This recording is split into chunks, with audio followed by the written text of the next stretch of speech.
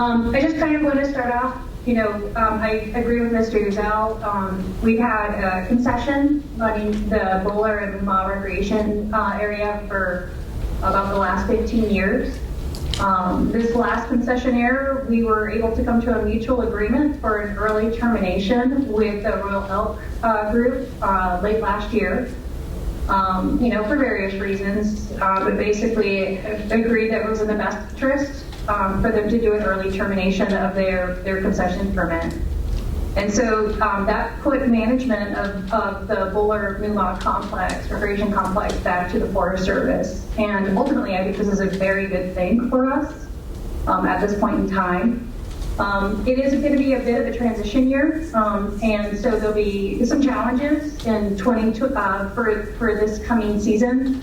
But we are definitely looking to grow and improve and kind of deal with a lot of deferred maintenance that's out there. We have our hands full trying to get this site back to what it needs to be to provide the services for this site. But kind of to that end, we did receive some Great American Outdoor Act funding to replace the Bowler Mountain wastewater treatment plant. And that's more than $1 million, which is a huge investment in the infrastructure for the recreation out there. We've also received a little bit of additional monies for some other projects as well, kind of some smaller projects. Talking about the dock system and some of the just kind of an overall refurbishment for that site. Forest Service is working internally with our engineers and some other staff towards planning some refurbishment towards a fiscal year 23 proposal to the Great American Outdoor Act funding. That is a competitive process, but we are looking at dock replacements and some really big upgrades kind of across in our proposal. But we will have to compete that internally through the Great American Outdoor Act or GALA funding in 23. But it'll take us a couple of years to put together the engineer designs and get our NEPA, the environmental plan, and decision making into place in order to submit that proposal.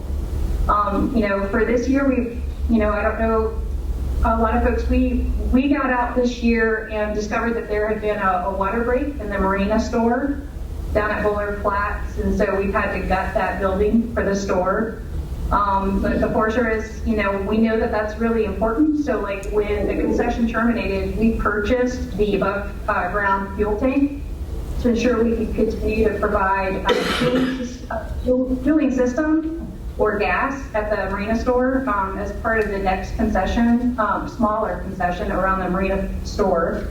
And we are investing in refurbishing or reinstalling the interior, basically, of that marina store so we can get it out of concession.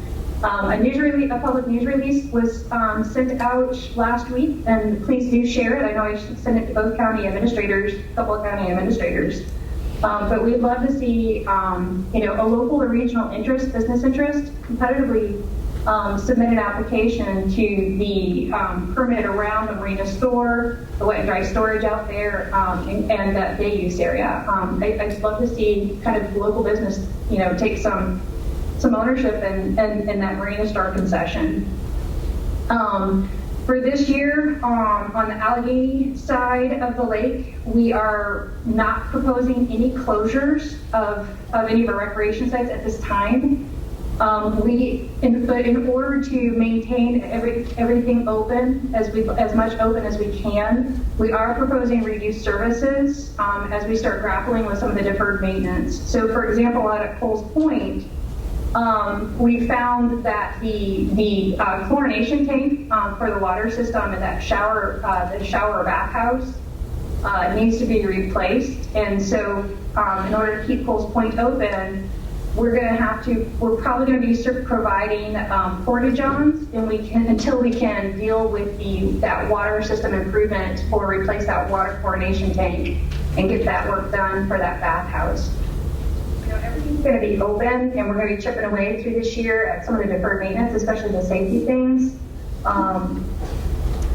And so, for example, let's see. and Emily sent me a text. We did get a buoy plan signed this winter for the lake for safety, and the buoys were ordered, and we're just, they are on our list, our to-do list for the summer, before the summer, to get those installed. We have, like, the 40 branch supplies have been ordered. At this point, we just, we have more work and we have people that we can kind of chip through some of this stuff, especially with the damage, some of that mess that was created around that high water event in early March. The other Great American Outdoor Act funding, we have a small proposal that was approved for this fiscal year to improve some of our key stations and the entrance at poles. What I would like is feedback from the counties, basically our local community, as to what's most important to you guys, so that as we return services back through this season, and as we reopen a couple of sites on the Bath side, again, as we chip away at some of these required maintenance items, where do we concentrate our focus at, our work at, for these repairs? I think that this site is really important to our communities, economically, and for as a local, as a homeowner here, it's important to me for recreation, for myself and my family. I would like to see us really invest in this site, but it's going to take a little bit of time. And it's going to take some funding, but we are committed in getting there, and actually pretty excited about what the site's going to do. I'm super excited about the wastewater treatment plant replacement. That's a really big deal. So that's kind of a summary where we are. I'm hoping, after I meet with Bath County next week and get feedback, to kind of, I won't say finalize, but at least get out to the public kind of our recreation plan this year and calendar. One of the things I did want to make you guys aware of, in addition to the application period for the small concession around the marina store, one of the things we're doing to try to maximize our openings this year is we're going to move our campsites to reservation.gov. Instead of holding a portion of each campsite back, each camp area back for first come, first serve cash fees, we talked to not just other districts, but other forests to see what kind of maximizes usage around campgrounds. And so people will be able to go on and go to rec.gov, reservations.gov, and reserve their sites starting this week. For the rest of this summer, and every single site, except for at Glowing Springs and Hidden Valley, those two campgrounds will be the only ones that will remain first come, first serve. But everything else is going to be reservation only, and you can reserve available sites up to the day before, which I think will be great, because I know for myself, I grab my nieces to go camping. I don't really want to show up after a 4-hour drive and cranky children, and find out that the first come, first serve sites are all full, and I've got nowhere to unpack the kids for the night. So I think this is actually going to really improve, I think, our site use around the lake, which is exciting. So if you go to the Forest Service website for the George Washington and Jefferson National Forests, our recreation links have links to all of this, to our permit system, to our campground reservations, not just for our districts, but kind of across the forest. So if you need information, you can go there, and then folks can also call the office there in Hot Springs. And I think that's most of it. Yeah, recreation.gov. So Emily was correcting me via text. It's not reservation.gov, it's recreation.gov. Sorry about that. But do let me know if you have any questions. I'm looking forward to working with you guys and moving forward, and I think getting to something that we can all be really proud of for ourselves and our community. Ms. Tanner, would you entertain any board member questions or comments? Yeah, happily. Board members, any questions for Ms. Tanner or comments? Yeah, I've got a question. On the boat docks on the Alleghany side, at the boat ramps, I know the material, some of the material is there for to refurbish the boat ramps, if I'm not mistaken. Several years ago, I think Cindy Stowe was the ranger at the time, came to us and asked us if we would pass a resolution to put a fee on parking at that site. And I think it was $5 at the time, if I'm not mistaken. That fee was supposed to be on there for the purpose of refurbishing that boat dock and some other minor things. The fee was supposed to come off the next year or the second year, maybe. But instead of coming off, it has increased. I'm not sure, Bill, what's it? I think it's still $5. Still $5. I'm pretty certain. But shouldn't that fee have gone toward refurbishing the boat dock? I get phone calls all the time about the boat dock, tearing their boats. These fishermen, they've got $30,000, $40,000 fishing boats. And the rancher, instead of poor shakers, they're scuffing their boats up, something terrible. Yes, sir. Any of the fees that are collected are supposed to go towards our basically the maintenance. So basically, it's not just any one item or any one area. Any of the fees that are collected are go towards the maintenance of the site in its entirety. And I can actually ask Emily to pop on do you have audio, Emily? Do you want to kind of speak to the fee?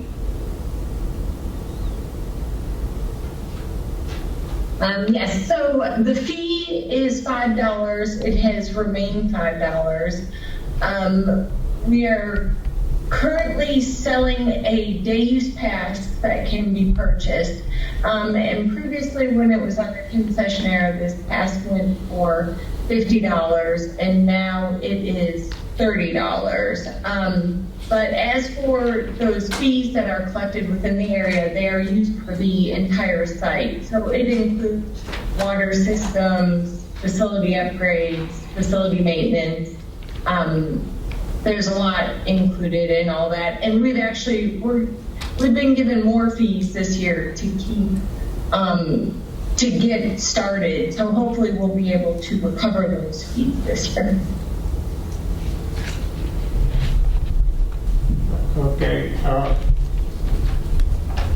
but do you have a time frame on when the boat dock would be refurbished? As for the boat dock at Fort Meade, we have all the supplies to do it. We're just waiting for the manpower. And we do, in the near future, we have a few conservation crews coming in to help us with the cleanup of the lake and maintenance. So that is one of the projects on the top of the list. And also we are looking into getting the lighting fixed at Coles Point, which requires a bucket truck. So we're working on that. And also I heard lights were out at Fort Meade, so I'm checking with the people that replaced them last time so we can move forward with getting them replaced as soon as possible. Speaking of your bucket truck and your lighting, if you contact your utility company, like Dominion and DLRC, they do volunteer work. They'd probably be glad to do that. They're always, Okay, and that would be great. I've worked with ARC before and they've helped us out.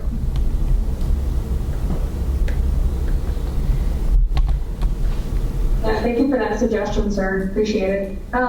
Yeah, we're definitely, as we're working through our maintenance list, just so utility guys all know, we're kind of working through anything that's health and safety related first, and that kind of goes to, some of our water systems, like with the chlorination tank that needs to be replaced. That's a Department of Health issue with our water quality sampling.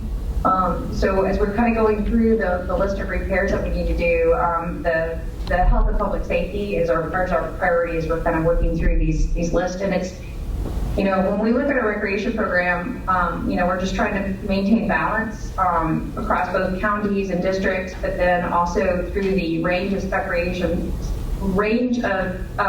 types, from trailheads to the developed campsites at Moomaw. So it's going to take us a little bit of time, and that's where 2021 will be a little challenging. But like I said, I'm very excited, and I'm definitely seeing some investment into our recreation program this year, and that's no small thing. So. I can ask, I know I've talked to Mr. Nicely, Steve Nicely, a couple times, and he's definitely added some things to our list of what we weren't aware of as we kind of go through and evaluate the facilities and find out what we're really dealing with. There's definitely been more than a few surprises already. But I'm just really impressed and appreciative that we've had so much support across the communities, across our community for getting to where we want to go. Theresa, I wonder about trail maintenance. You kind of answered it by saying that the public services and health issues are priorities, but the trails, at least on the Alleghany side, are pretty much impassable and almost unmarked. So I'm just wondering if that's something that is on your radar anytime soon. Yes, ma'am. It's definitely not on our radar, and this is trails and recreation is it's definitely a conversation that's happening at a national and regional level, not just within our forest and district. And the trail maintenance. There was recently, or currently actually, Emily, maybe you can fill me in. I know there was some hiring through was it West Virginia, the University of West Virginia, to get crews to do some infrastructure or kind of get some the list and condition of our trails together. So that's definitely one of the things we're addressing. But again, right now, I think across both districts and across all of our rec sites, I'm really trying to focus on the public health and safety piece. But trails is definitely part of it. And I'm a huge hiker and a hunter, and so again, as a resident, these are things I want to be able to use as well. Thank you. I can speak on that. I hope I don't butcher this. The Alleghany Highlands Trail Association, they've just received a grant for I think $7,500 to do work on Middle Mountain. I've been very grateful for this group. They've been getting out there and pretty much doing all my trail work. I've grabbed my trail guy, and he's been helping us trying to get all the other stuff put together. So we're not ignoring the trails. Well, with our volunteer group, I think we have accomplished more than we have in the past 7 years that I've been here with this group. They do good work. Any other board member questions or comments? I got one comment. Out at Longdale, at the bottom of the mountain, the Ridge Hole Trail. At the entrance to the Ridge Hole Trail, when you go through the first gate, probably 500 yards past the first gate, there's a mattress and a box of springs lying there. It's been there for 3 years. Could you have someone maybe pick that up? It's awful. That's the only complaint I have. Thank you for identifying that. I saw Emily jotted that down, and we'll let our law enforcement officer know as well. Through a couple of our other projects, we're discovering some common dump sites, or it looks like long-term dump sites, unfortunately. So anytime folks can let us know where we're having a problem, it's appreciated. Unfortunately, it's a little bit more pervasive than I like to see, but we can definitely work on that. Thank you. I would just add one thing, very quickly, and I had the opportunity to go up to the lake, Mr. Lanford and Ms. Giselle and Mr. Nicely and Todd, to look at the facilities and look at the lake itself. I think a lot of the fault with the deferred maintenance obviously comes back to your previous concessionaires. It's obvious you've got a lot of liability there. I'm glad to hear that the buoys will be replaced, because that was a huge liability just looking at that, how there are none around the marina. There's, I think, 2 on each side, but you don't have a cushion there, for no wake zone. There's some things, that obviously popped out right away that I don't think had you had sufficient audits for safety and facilities that this deferred maintenance would have happened. And I feel guilty personally because it's in my district, and I very seldom go to the lake, and I don't take advantage of that beautiful area that's up there. And being on it, I was reminded of that and how quickly it can go from a gym to a dirty diamond. I mean, it takes a lot of work, and I think you've got a very, very good group of people up there that use that lake and that are happy to volunteer. I think you guys are on the right track. It's nice to hear that, some positivity that you are working toward a goal of bringing it back. I mean, Alleghany County is now, we've gone guns blazing with our tourism, and the lake's a big part of that. The river's a big part of that. And, I don't know how many cars you count or trucks you actually count in the parking lot from out of state, with boats from out of state that use that resource. And it's a great location. You don't understand how pretty it is till you're on it. And I'm as guilty as anybody that's taking it for granted. But we need to preserve that and make sure that it stays pristine for for people to come and enjoy. And I thank you for everything you all are doing. I thank you for those comments, and I appreciate everybody's interest and the support. Like I said, I mean, it's very rare to find a lake of this size that has the undeveloped shoreline that we do, and I think that alone makes it a gem. It truly is a unique recreation opportunity in this area of the United States. So I'm really happy to see us move forward on this. But thank you for your time for hearing tonight. And again, I appreciate your feedback. And again, the invitation was out to you all to reach out to me via email. And if you have any comments or would like to make any notes towards our proposed plan for this year. So thank you very much for your time this evening. Ladies, thank you both. And please stay in contact with the county and let us know, any updates as for closures or if anything will come on. Thank you very much. Thank you.